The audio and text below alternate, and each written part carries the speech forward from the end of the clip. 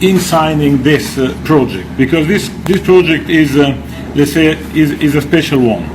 It is not only, let's say, a way to intervene on the coastal area, Berbera and Mogadishu, but because it is coming from basically the inspiration and the vision of former Major Yusuf here.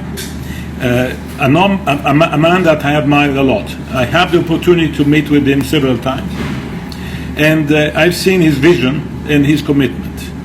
We were together in October last, remembering the attack of the 14th of October at Pika 5. And we're together with the people of Mogadishu. And I've seen how he was embedded into this town, into this country. I met with him in Brussels, and we share about what was the message for the new Somalia, in which Mogadishu and Benadir are the center. So therefore, this project for me is particularly important, not only because I think it's an evidence more of our commitment vis-à-vis Somalia, but also it is a special moment because it is the recognition of the vision and commitment of people represented by Major Yusuf, governor of Benadir and mayor of this town.